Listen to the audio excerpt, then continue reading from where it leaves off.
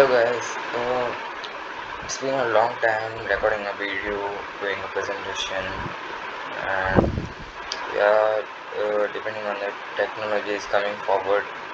It's been a long time to tell that we met a long sort of phones, short type of phones, faster type of phones, affordable type of phones.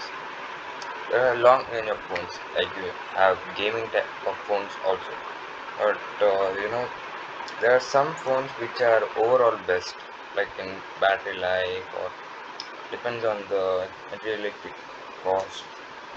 So let's go. I've done a presentation consisting of six smartphones from three companies.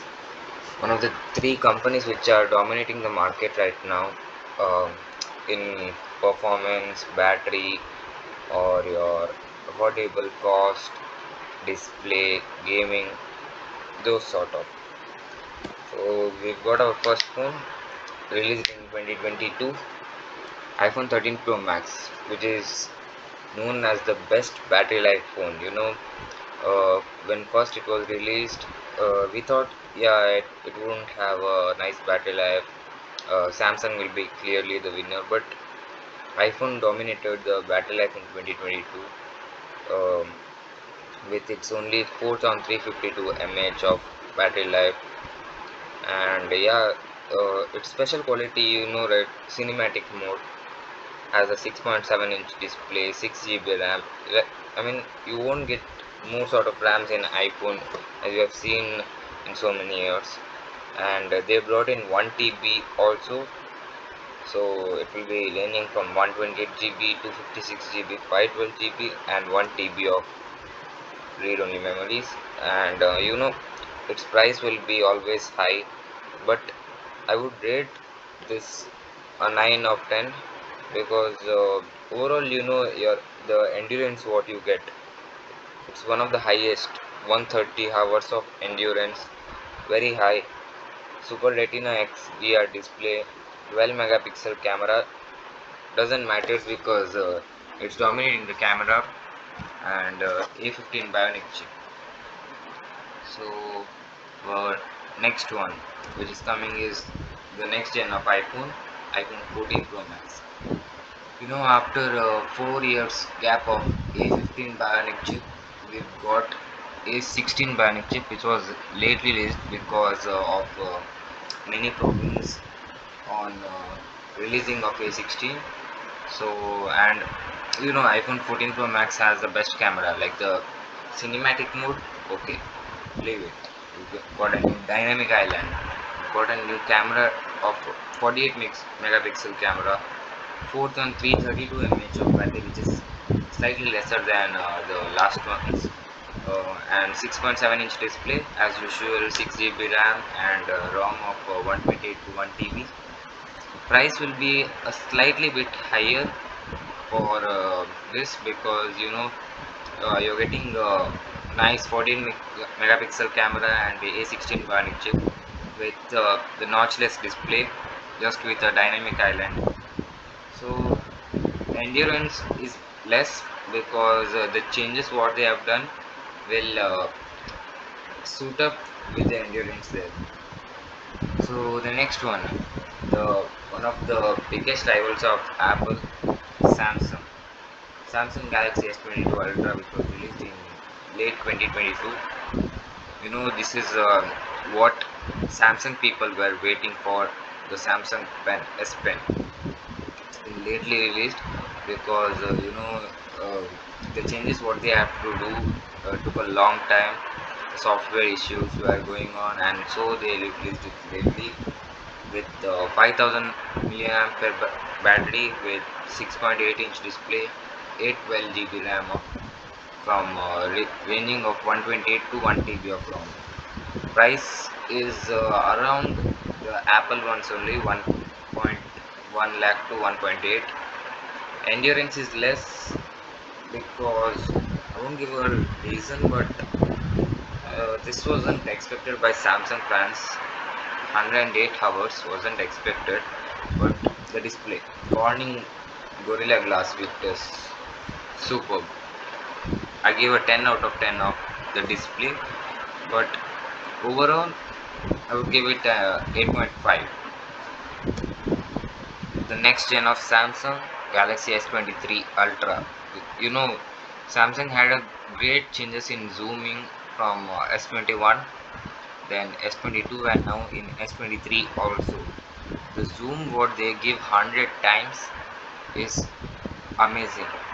The camera amazing, but software also depends, performance depends, battery depends. Battery is okay, it's around what Apple used to give, but overall it's not a great phone. Like, this wasn't expected from Samsung. They just did the changes in the camera modules only, and you are getting the next gen chip also, Snapdragon 8 gen 2, but it's not very highly rated and not very low rated. It's a mid-range display chip. So I would give 8 out of 10, because even if you see the price is also hiked up without a lot of changes.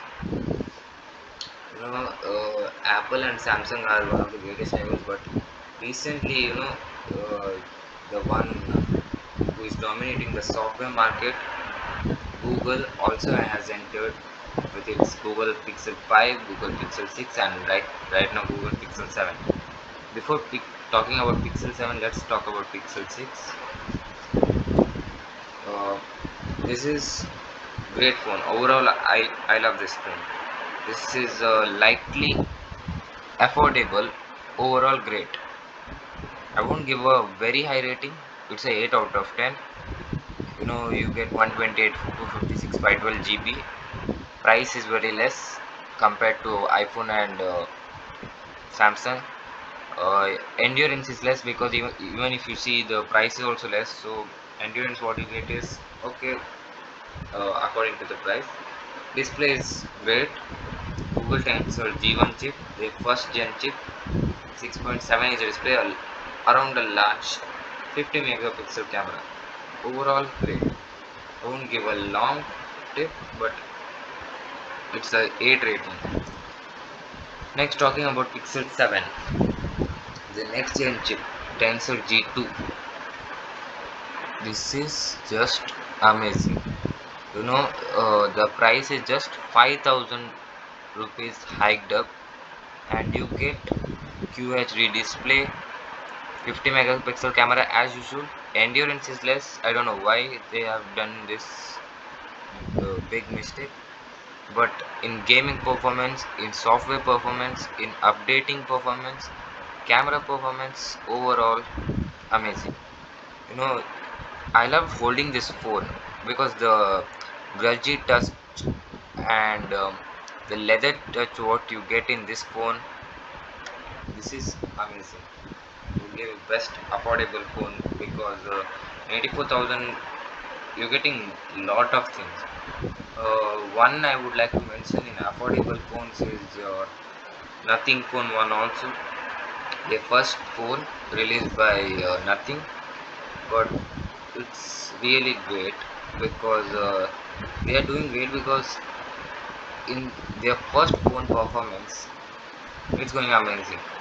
Yeah, there's a slight issue, there's slight mistakes, but doesn't affect the performances of the phone. You get good software update of the phone, good camera. If you see iPhone 12, it's remoduled. The changes is only that much, but overall I would give as a great performance phone, because if you see iPhone 12 price, it's around 58, which had been starting, but Nothing Phone 1 is starting from around 30-31. So that's a great phone. And what rating I give for Google Pixel 7 Pro is around 8.5. Great. Nothing Phone 1 I would give is 8 rating phone, because the software issues what were going on, because of that. Leaving that, it's a great phone. So guys, what I would like to tell is, one among these six phones, which is a great phone, is obviously iPhone 13 Pro Max. Because if you see the iPhone 14 Pro Max, you're getting a dynamic island, which is a change. A16 bionic chip, which is a change. 14 megapixel camera, which is a change. Leaving these three changes, you get iPhone 13 Pro Max 20,000 lesser in according to that. 20,000 you can buy another one Android affordable phone also. So you'll have having two phones, but depending on 13 Pro or 14 Pro, I would choose 13 Pro. Thank you.